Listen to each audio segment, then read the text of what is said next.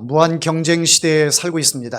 무한 경쟁 시대에 살고 있는 현대인들에게 많이 또 빈번하게 나타나는 현상이 있는데 그 현상이 번아웃입니다. 번아웃. 번아웃이라고 하는 말은 타다, 아웃, 완전히 타다라는 그런 뜻을 가지고 있습니다. 어떤 사람이 번아웃에 많이 걸리느냐 하면 좀 리더급에 있는 사람들, 또 많은 사람들을 돌보는 사람들, 이런 사람들에게 번아웃이 많이 나타나곤 합니다. 이 기독교계에서는 번아웃이 많이 나타나는 사람들이 목회자가 제일 많이 나타난다고 합니다. 그래서 목회자뿐만 아니라 우리 봉사하고 희생하고 헌신하는 우리 성도들 가운데서도 번아웃이 많이 나타나는 것을 알고 있는데요. 여하튼 이 번아웃이라고 하는 것이 멀리 있는 것 같고 다른 사람의 이야기 같은데 아주 가까이에 있고 다른 사람의 이야기가 아니라 저와 우리들의 이야기이기도 합니다. 세 가지 현상이 나타나면 번아웃이라고 이야기를 합니다. 첫째는 탈진, 무감각, 무기력. 탈진, 무감각, 무기력 이런 현상들이 나타나면 번아웃의 현상이다 이렇게 말을 합니다. 신체적으로는 아무리 자도 회복이 되지 않는데요. 잠을 자도 쉬어도 회복이 되지 않는, 그리고 숨이 막히는 듯한 그런 느낌이 들고 면역력이 저하가 되고 또 두통이 오고 소화불량이 나타나고 위장장애가 나타나는 것이 이게 신체적으로 나타나는 현상들입니다. 또 정서적으로 나타나는 현상도 있는데 정서적으로는 감정이 메말라 간다는 것이에요. 이전에는 어떤 것에 대해 보면 이 감동이 느껴지고 또 때로는 눈물이 나고 흥분이 되고 막 이런 감정적인 요소들이 많이 작용을 했는데 이 번아웃이 오게 되면 이런 것들이 메말라서 슬픈 장면을 보는데도 눈물이 나지 않아요. 막 기쁨 가운데서도 막 흥이 나질 않아요. 정서적으로 완전히 메말라가는 그런 상태. 공허하고 염세주의적인 생각이 들어서 내가 이렇게 살면 뭐하나 이런 생각이 자꾸 들게 되죠. 일하는 것도 손에 잡히지 않습니다. 이전까지 그렇게 열심히 해왔던 것도 이제는 어디서부터 어떻게 일을 시작해야 할지 전혀 감각이 생기지 않아요. 이 마음 자체가 그런 생각이 들지 않게 되는 것이죠. 이런 사람들의 특징으로 나타나는 것이 쉽게 말하면 잠수를 탑니다. 도망가고 싶어요.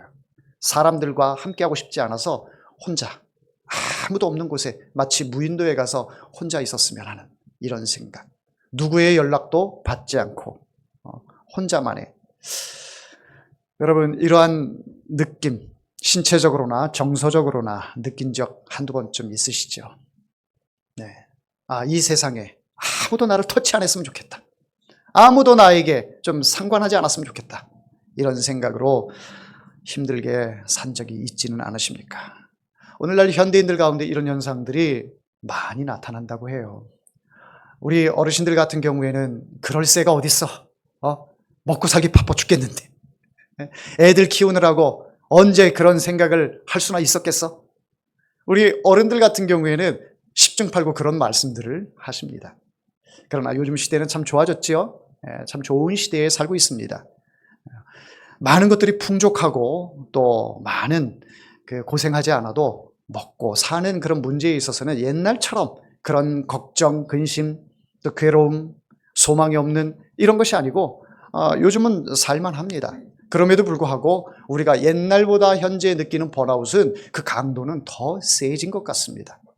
그래서 옛날에 그 고생을 모르던 그 시대에 편안하게 어려서부터 컸고 어려운 거 모르고 컸던 그런 세대들은 옛날 어른들이 이야기하시는 것들을 이해를 하지 못하죠. 그건 그때고 그거와 나랑 무슨 상관이 있냐라고 이렇게 반문을 하기도 합니다. 그러니 옛날에 그 어려웠던 시대를 모르고 살고 있는 우리 젊은 세대들, 그 젊은 세대들도 나름대로 그들이 처음 겪고 지금 살아오고 있는 것들이 굉장히 고통이 크고 어려움이 많은 줄 압니다. 정도의 차이는 있겠으나 모두가 다 번아웃을 겪고 있고 힘든 시대에 살고 있는 것은 분명한 것 같습니다. 그런데요, 여러분 번아웃 하면은 이제 아무것도 못한다, 끝났다라고 이렇게 생각할 수 있는데 그렇지 않습니다. 여러분의 핸드폰 다 가지고 계시죠? 핸드폰에 1%라도 남아있으면 핸드폰은 켜 있는 것입니다. 핸드폰 배터리가 지금 다 닳고 있지만, 다 소진이 되고 있지만 이것이 꺼진다 할지라도 이 핸드폰을 버리는 사람은 없을 것입니다. 배터리가 나가서 핸드폰이 꺼졌어요. 아, 이거 고장났네. 버립니까? 그렇지 않지요. 충전을 하죠. 충전을 해서 다시 100%의 상태로 만들어서 유용하게 활용을 합니다.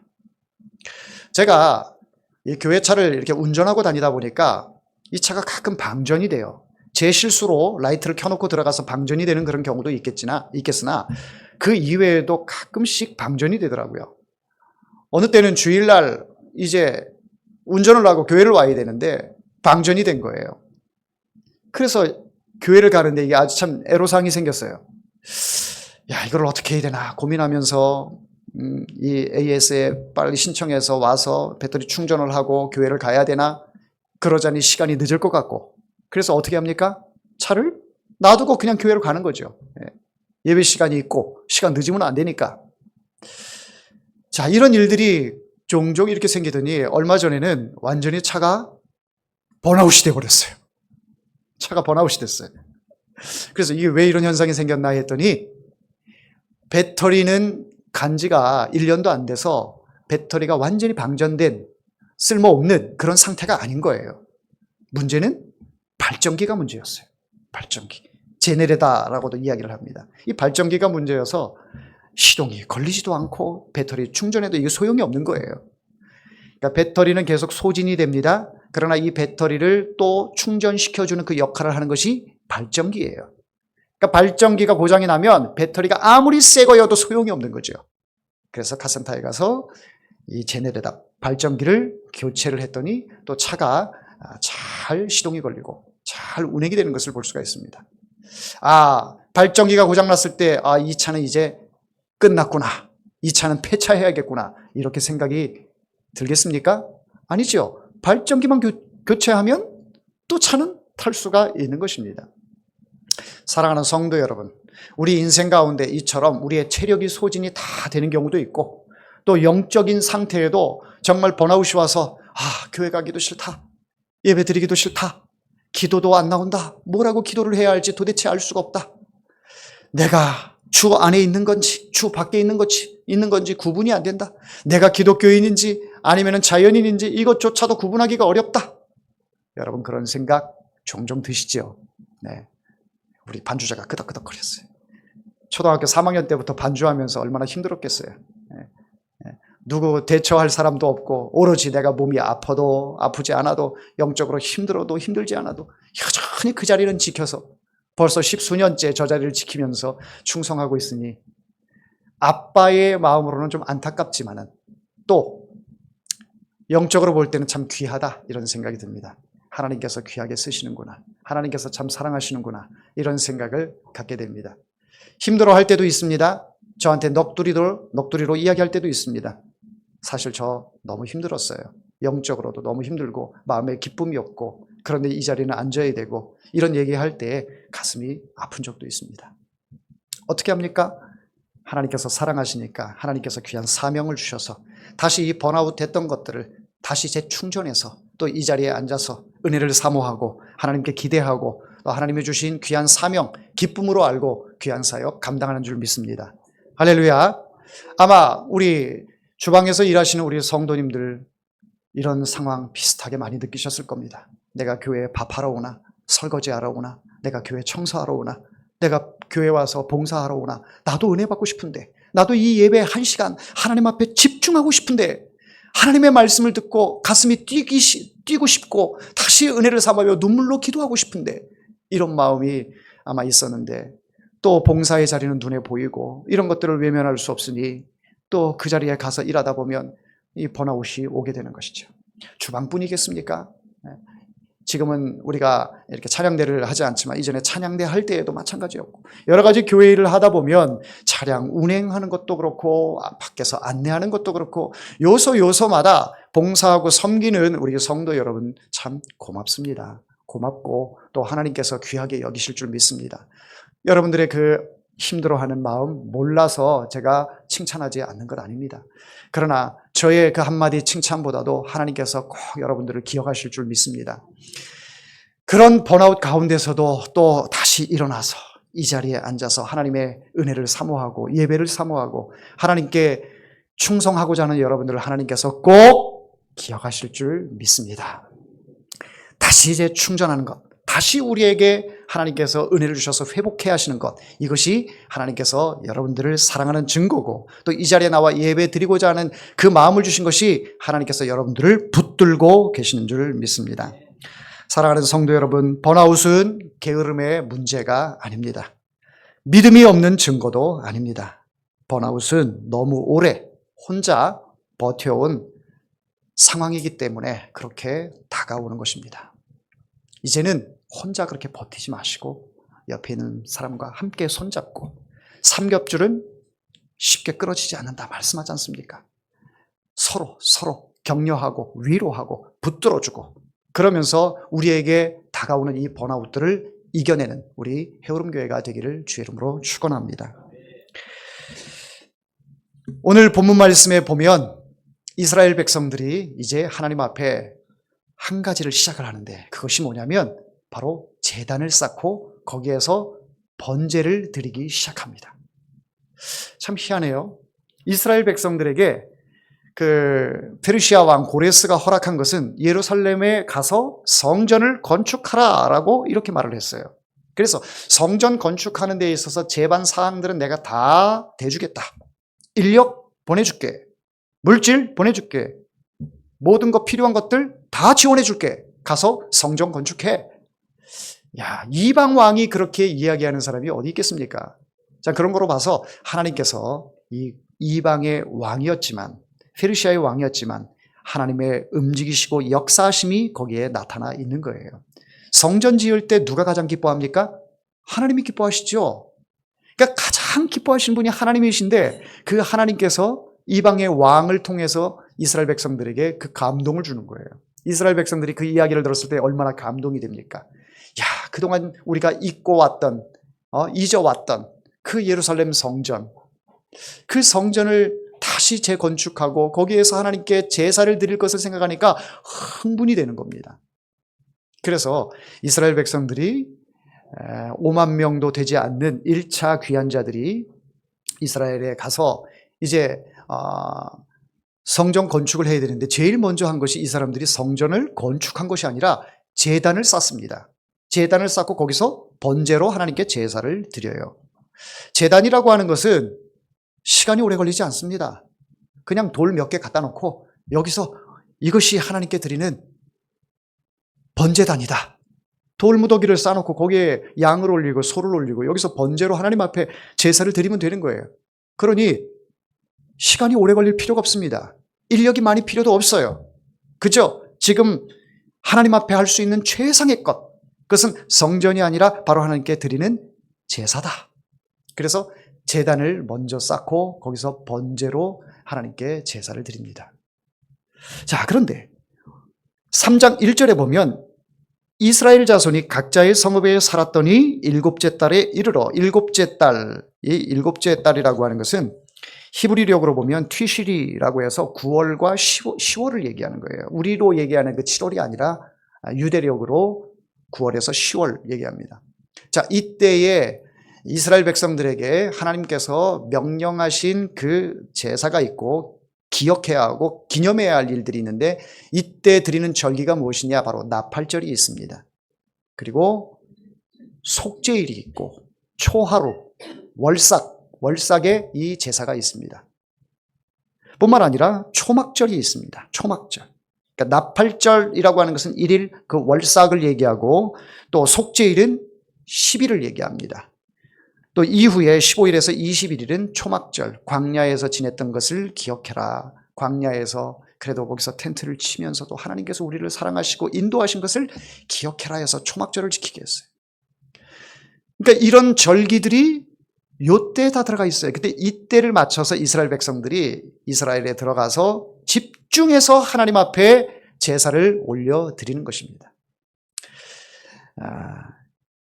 이 바벨론에 의해 또 아수르에 의해 포로로 잡혀갔고 지금은 페르시아의 포로인 그런 상황에서 완전한 해방은 아니어도 뭐 자율권을 줬으니까요. 남은 사람도 많고 또 이스라엘에 들어가서 거기서 성전을 건축하고자 하는 그 사람들도 일부 있고 한데 이 일부의 사람들이 예루살렘에 가서 가장 먼저 한 것이 바로 제단이었고 하나님께 드리는 번제였다.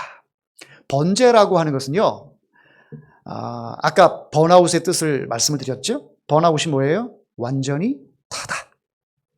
타다. 완전히 타다라는 이 번제라는 것이 바로 그거예요. 하나님 앞에 완전히 태워서 드리는 제사가 번제입니다. 일부를 남기고 뭐 일부 제사장이 먹고 뭐 이런 게 아니에요. 완전히 다 태우는 거예요. 이 번제는 무엇을 의미하느냐? 하나님 앞에 범죄한 내 자신이 머리서부터 발끝까지 나의 이 모든 나라는 자체, 이 자체가 하나님 앞에 다 태워서 드린다. 나는 완전히 죽어서 하나님 앞에 드린다. 그것을 의미하는 거예요. 즉 이스라엘 백성들이 번제로 이 절기 때에 이 아침 저녁으로 상번제라고 이야기를 합니다. 아침과 저녁, 아침에 제사로 시작을 해서 저녁에 하루를 마감할 때 제사로 끝낸다. 예배로 시작해서 예배로 끝낸다. 그것을 의미하는 거거든요. 이것을 하나님 앞에 우리 이스라엘 백성들의 모습들을 보니 우리가 그동안 범죄했던 것들, 이 범죄로 말미암아 포로로 잡혀갔던 우리의 신세들, 우리가 바벨론의 포로로 잡혀간 것이 우리가 재수가 없어서 그런 거야, 우리가 약소국이어서 그런 거야, 뭐 이런 얘기가 아니에요. 우리가 하나님 앞에 범죄했기 때문에 바벨론의 포로로 잡혀갔다. 예레미야가 이스라엘 백성들에게 계속해서 여호와의 말씀으로 돌아와라 계속 이야기했음에도 불구하고 이스라엘 백성들은 귓등으로도 듣지 않았죠. 결국은 예레미야 입에서 어떤 얘기가 나와요? 이 나라는 바벨론의 포로로 잡혀가서 거기서 70년 만에 돌아오게 될 것이다. 이 예언의 말씀을 듣게 됩니다. 그런데 거짓 선지자들은 그런 얘기들을 웃어넘겼죠. 네가 거짓 선지자다. 하나님께서 너에게만 말씀하시느냐? 나에게도 말씀하신다. 내 얘기는 가짜고 네 얘기는 진짜냐? 하면서 예레미야를 때리고 감옥에다 가두고 이런 일들이 나타나게 되는 것이죠. 결국은 예레미야의 예언대로 이스라엘 백성들은 바벨론에 다 포로로 잡혀가서 거기서 몇 년 있었어요? 70년. 그 70년 노예 생활을 하면서 그런 모든 이 일련의 일들이 우리가 하나님 앞에 범죄했기 때문에 그런 것이다. 그것을 이제는 다시 고국으로 예루살렘으로 돌아가서 깨닫게 되는 거예요. 그래서 우리가 할 수 있는 거, 하나님 앞에 우리의 과거의 삶, 우리의 조상들의 행했던 이런 모든 악행들 돌아보니까 하나님 앞에 너무 큰 범죄를 저질렀다. 하나님 뜻대로 살지 않고 하나님 말씀대로 살지 않았고 내가 하고 싶은 대로 하고 내 느낌대로 하고 내가 좋아하는 것, 내 스타일대로 하고 제사를 드리고 싶으면 드리고 그냥 내 일이 바쁘면 내 일이 먼저고 이렇게 행했던 이런 모든 범죄들이 다 하나하나 기억이 나는 거예요. 여러분, 회개를 하면 할수록 회개할 내용들이 계속 생깁니다. 회개할 내용이 계속 생기면 그러면 회개 기도를 하지 말아야지. 아니요. 하나님 앞에 갈 때는 우리가 깨끗하게, 우리가 사우나를 하면서 목욕을 해서 때를 베끼는 것처럼 우리의 영적인 이런 때들을 하나님 앞에 다 베끼고 가는 것이 천국이에요. 그러니 이스라엘 백성들의 마음속에 하나님 앞에 그동안 내가 잊고 지나면서 있었던 그런 죄들 기도하니까 하나하나 다 떠오르는 거예요. 이거 다 베껴야 되지 않겠습니까? 어떤 거는 베끼고 어떤 거는 놔두고 이것은 나에게 유용하니까 이건 놔두고 나에게 불필요한 것들은 하나님 앞에 회개하고 베끼고 이렇게 해서는 안 되죠. 하나님께서는 아무리 작은 죄라도 기도하면 용서하시지만 아무리 큰 죄라도 회개하지 않으면 하나님은 기억하시고 심판의 때에 역사하십니다.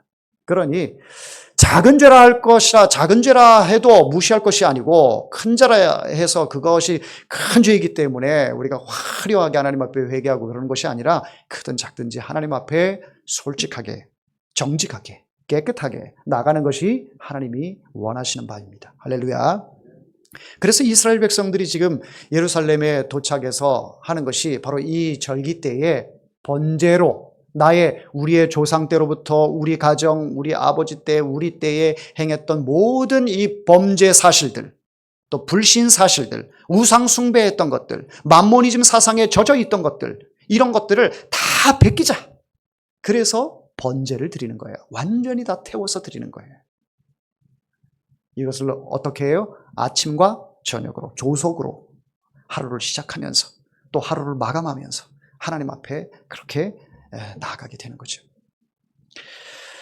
여러분, 번아웃이 오게 되면 기도가 안 돼요. 번아웃이 오게 되면은 예배가 안 돼요. 그런데 성경에서 뭐라고 말합니까? 회복된 후의 예배가 아니라 무너진 자리에서부터 예배하라, 이렇게 말씀하고 있습니다. 어떤 사람은 좀 쉬었다가 갈게요. 쉬었다 다시 교회 갈게요. 조금 너무 힘들어서 그러는데요. 그런데 그것이 한 주가 되고 두 주가 되고 한 달이 되면 그냥 그 생활이 익숙해집니다. 익숙해지면 내가 크리스찬인지 난 크리스찬인지 이것이 구분이 안 가요. 그러니 하나님께 예배가 회복이 되겠습니까? 기도가 회복이 되겠습니까? 말씀이 충만해집니까? 은혜가 성령 충만해집니까? 하나님을 지금 떠나 있는데, 내가 너무 힘들어서 하나님을 떠나 있는데 그런 것들이 저절로 이게 나에게 충전이 되나요? 아니, 지금 배터리하고 전기선하고 떨어져 있는 상태에서 이게 충전이 되겠냐 이 말이에요. 전기선에 꼽아야 충전이 되지요. 예. 여러분, 예배가 힘들고 신앙생활이 힘들어서 하나님을 떠나 있는 상태에서 영적 전기 코드가 떨어져 있는 상태에서 어떻게 충전이 되냐고요. 그런데 우리는 자꾸 거꾸로 생각해요. 조금 회복이 되면 나갈게요. 믿음이 생기면 나갈게요. 그런 세월을 보내다 보니 어느덧 교회라는 것이 어색해지기도 하고, 교회 성도들 만나는 것이 참 불편한 관계가 되고, 하나님 앞에 간다라는 거, 내가 할 일도 많고 하고 싶은 것도 많고 갈 일도 많고, 하나님 앞에 나가는 것 이 자체 이런 모습들이 시간 낭비라, 이렇게 생각이 드는 거죠. 그런데 또 그들에게 물어보면 저 크리스찬이에요. 저 교회는 안 나가지만 예수는 믿어요. 이렇게 가난한 성도가 돼 있는, 오늘날 한국 교회에 이 가난한 성도가 얼마나 많은지, 이제는 교회 다니면서 신앙생활하는 이 성도보다 가난한 성도가 어쩌면 더 추월하는 그 시기가 올지도 몰라요. 이런 모습들이 스스로 착각을 하고 있는 건데 그 착각을 알지를 못하고 있습니다. 예수님께서는 나는 포도나무요 너희는 가지라 말씀하셨습니다. 예수님께 이 젖붙임이 돼 있어야 그 가지가 열매를 맺게 되는데, 단 1mm라도 이렇게 떨어져 있으면 그 나무까지는 이제는 죽은 나무가 되는 것입니다. 어떤 상황 속에서도 예수님께 붙어 있어야 되는 거예요. 나뭇가지에 붙어 있어야 되는 거예요. 그래야 우리가 주님의 자녀고 주의 백성이 되는 것입니다. 열왕기상 19장 말씀에 보면 엘리야가 나옵니다. 엘리야는 가장 큰 승리 후에 가장 깊이 무너진 대표적인 사람이었습니다.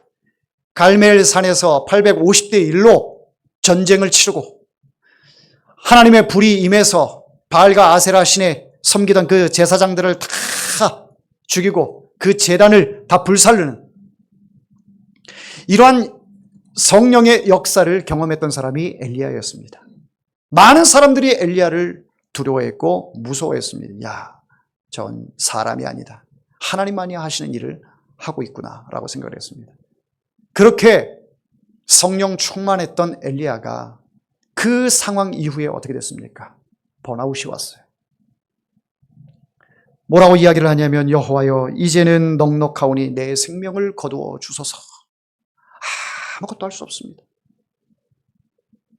하고 싶은 생각도 없습니다. 저는 그냥 여기까지 하나님 사용한 것으로만도 충분합니다. 나 좀 데려가 주세요. 기력도 없고 의지도 없고 아무것도 없습니다. 이런 엘리야를 바라보면서 하나님께서 설교하지 않으셨어요. 다그치지 않으셨어요. 뭐라고 말씀하십니까? 그에게 조용히 다가가서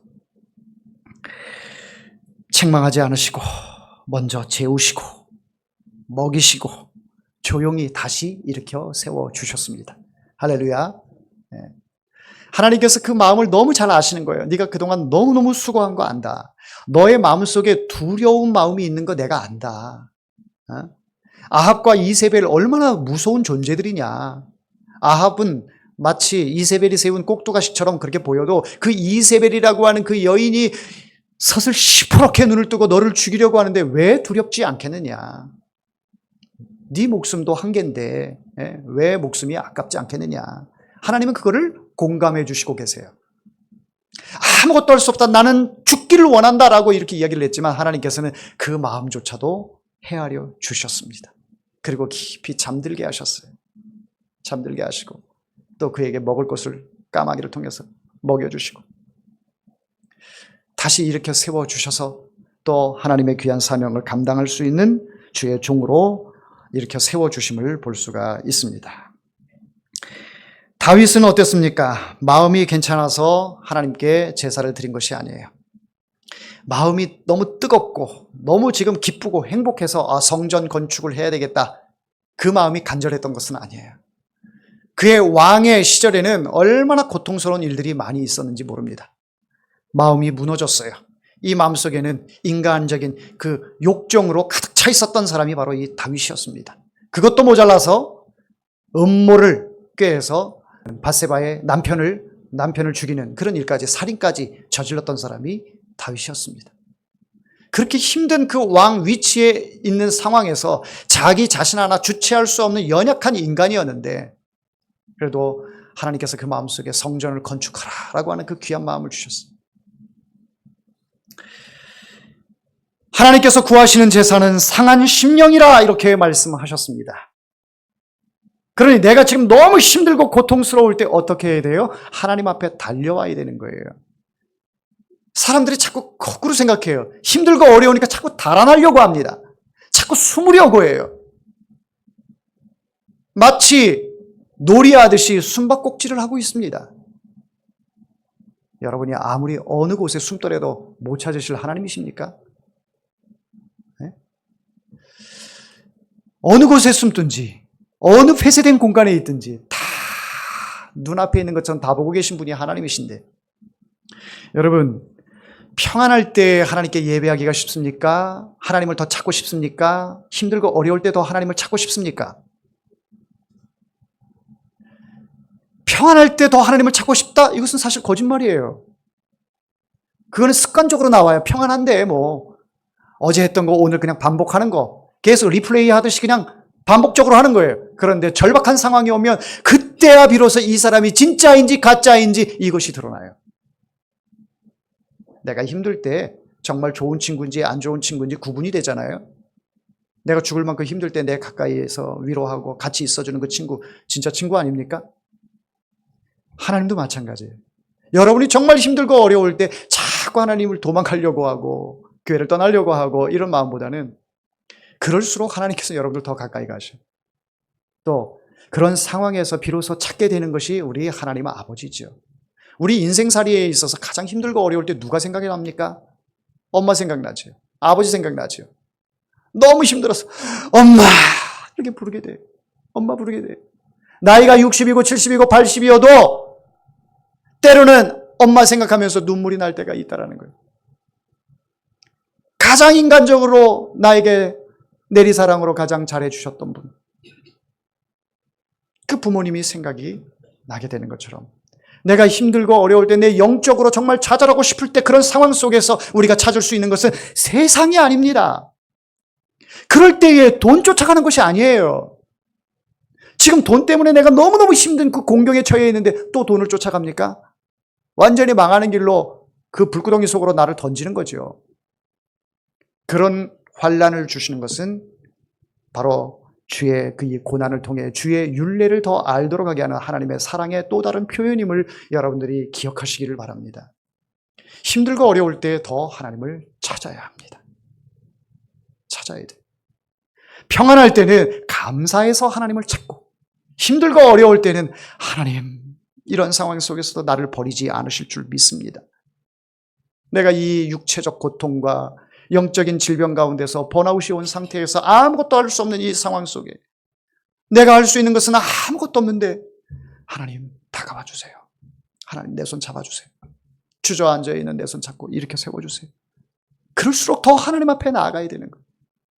지금 이스라엘 백성들이 그 포로 생활 가운데 오래도록 젖어 있었으니 온전히 그 바벨론에서 포로의 생활에 머리부터 발끝까지 다 물들어 있는 그런 상태예요. 그런 상태에서 여기가 좋사오니 하면서 바벨론에 그대로 남아 있어도 충분히 먹고 사는데 지장이 없는데 이거를 마다하고 이제는 하나님께서 계신 그 가나안 땅을 향해서 달려나가는 그 모습. 그러면서도 하나님 앞에 나의 모든 죄악을 다 쏟아서 깨끗이 씻음받고 정결한 모습으로 살아가기를 원하는, 정말 그들에게 가장 필요한 것은 지금 먹고 사는 문제예요. 성전을 건축하라 했기 때문에 성전을 건축하는 것이 가장 먼저였어요. 그러나 그보다 더 앞서서 중요한 것은 하나님과의 관계가 회복이 되는 것, 하나님과의 그 예배가 회복이 되는 것, 모든 것은 예배로부터 시작이 됩니다. 하나님께 예배로부터, 하나님과의 관계가 바르게 형성이 될 때에 그때로부터 하나님이 일하기 시작하고 여러분들 삶 가운데 역사하시게 되는 거예요.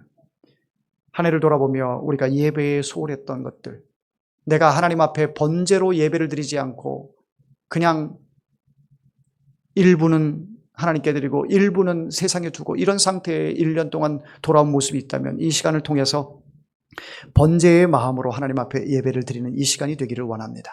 하나님께서 분명히 번아웃 됐던 여러분들을 회복시켜 주시고 또 앞으로 인생 가운데서 또 번아웃 상태가 우리에게 올 수 있어요. 그러나 현대 성도의 이 번아웃은 우리에게 내가 밀어내도 다가옵니다. 밀어내도 다가와요. 이런 가운데서 하나님 앞에 번제를 통해 예배를 통해 다시 일어서는 우리 모두가 되기를 주의 이름으로 축원합니다. 기도하겠습니다.